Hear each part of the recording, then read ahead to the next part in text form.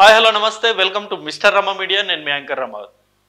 మొత్తానికి నిజంగా ఈ కొన్ని జరుగుతున్న పరిణామాల మీద రేవంత్ రెడ్డి గారు సీరియస్ అవ్వడంలో తప్పు లేదండి.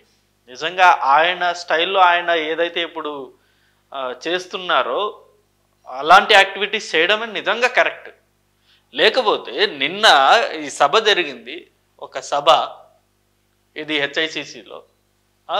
ఆ సభలో చీఫ్ గెస్ట్గా రేవంత్ రెడ్డి గారు వచ్చారు, తెలంగాణ ముఖ్యమంత్రిగా. సో ఆ చీఫ్ గెస్ట్గా ఇన్వైట్ చేస్తున్న టైంలో రేవంత్ రెడ్డి గారి పేరు మర్చిపోవడం ఏంటండి? అక్కడ హోస్ట్ చేస్తుంది బాలాదిత్య, మనందరూ తెలుసు. గతంలో ఆయన హీరోగా చేశారు.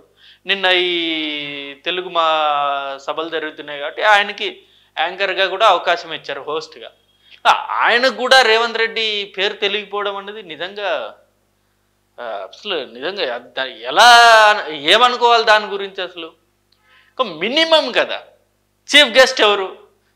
తెలంగాణ ముఖ్యమంత్రి రేవంత్ రెడ్డి గారు. ఆ మాత్రం కూడా మైండ్లో ఉండదు ఆ పేరు అన్నది.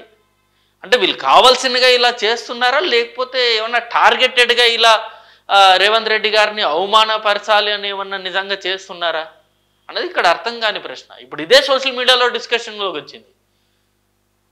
గతంలో ఈ అంశాన్ని ప్రతిపాదిస్తూ గతంలో అల్లు అర్జున్ గారు రేవంత్ రెడ్డి గారి పేరు మర్చిపోయారు కాబట్టి ఇప్పుడు ఈ బాలాదిత్య కూడా రేవంత్ రెడ్డి గారి పేరు మర్చిపోయారు అని చెప్పేసి ఒకసారి ఈ వీడియో చూడండి.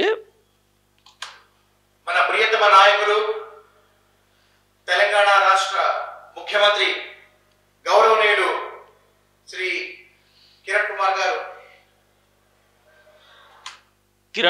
గారు అంట. నిజంగా కిరణ్ కుమార్ రెడ్డి గారు గతంలో ఎప్పుడు ఉమ్మడి రాష్ట్రంలో ఆయన ముఖ్యమంత్రిగా చేసింది 2014కు ముందు.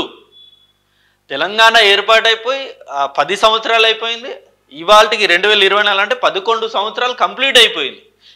స్టిల్ ఇంకా బాలాదిత్య గారు కిరణ్ కుమార్ రెడ్డి గారి ఎరలోనే ఉన్నారు. అంటే ఆయనే ముఖ్యమంత్రి అనుకుంటున్నారా?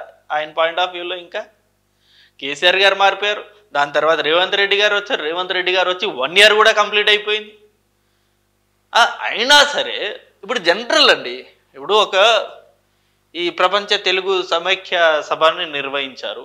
జనరల్ పేపర్లోనే రాసిస్తారు కదా, చీఫ్ గెస్ట్లు ఎవరు, కన్ఫ్యూజ్ కాకూడదని చెప్పేసి చీఫ్ గెస్ట్లు ఎవరు, దాని తర్వాత విఐపి ఎవరు, ఎవరెవరిని స్టేజ్ మీద పిలవాలి ఏంటి అనేది మొత్తం ఒక పేపర్ మీదే రాసి ఉంటారు. కనీసం ఈయన పేపర్ చూసైనా సరిగ్గా చదవకపోతే ఇంకేమనాలి? దీని మీద ఇప్పుడు కాంగ్రెస్ వాళ్ళు చాలా ఫైర్ అవుతున్నారు. ముఖ్యంగా రేవంత్ రెడ్డిని అభిమానించే వాళ్ళు ప్రతి ఒక్కరు దీన్ని చాలా సీరియస్ అంశంగా తీసుకున్నారు. ఎందుకంటే రేవంత్ రెడ్డి గారి పేరు మర్చిపోవడం అంటే చిన్న మాట కాదు, ఎంత ఘోర అవమానం. దీన్ని ఇప్పుడు బీఆర్ఎస్ వాళ్ళు, బీజేపీ వాళ్ళు మొత్తం సోషల్ మీడియా మొత్తం సర్క్యులేట్ చేసి ఇదే అంశం గురించి మాట్లాడుతున్నారు. అసలు ముఖ్యమంత్రి పేరు, ఒక సామాన్య యాంకర్ కూడా ముఖ్యమంత్రి పేరు తెలీదు, నువ్వేం ముఖ్యమంత్రివి అని చెప్పేసి అందరూ కామెంట్స్ పెడుతున్నారు. ఇంతకంటే అవమానం ఉంటుందా రేవంత్ రెడ్డి గారికి? ఎందుకు ఇలా జరుగుతుంది కేవలం రేవంత్ రెడ్డి గారికి? సో దీని తర్వాత ఆయన రియలైజ్ అయ్యారు, కిరణ్ కుమార్ అన్నారు.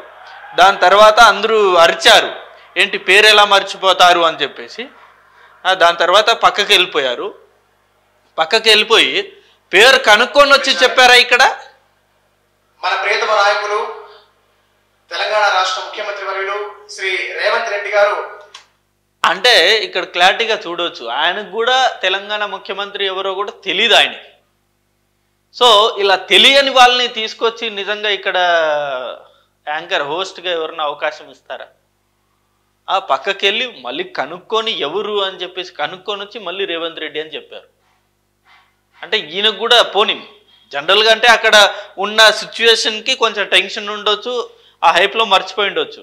కానీ ముఖ్యమంత్రి అనే పేరు చిన్న ఏదో గల్లీ లీడర్ పేరు కాదు కదా అది. ఏంటో అసలు ఈ మధ్యకాలంలో మరీ రేవంత్ రెడ్డి గారికి ఇలాంటి ఘటనలు అయితే వరుసగా ఎదురవుతూ ఉన్నాయి. సో ఇలాంటివి జరిగినప్పుడు ఇక రేవంత్ రెడ్డి గారు సీరియస్ అవ్వడంలో తప్పేముంది చెప్పండి? తప్పేం లేదు కదా, ఇంత అవమానం ఉంటుందా? సో ఇది వీడియో. అండ్ ఈ అంశం మీద మీ అభిప్రాయాన్ని కూడా కింద కామెంట్ రూపంలో తెలియజేయండి. Thank you for watching this video. Thank you.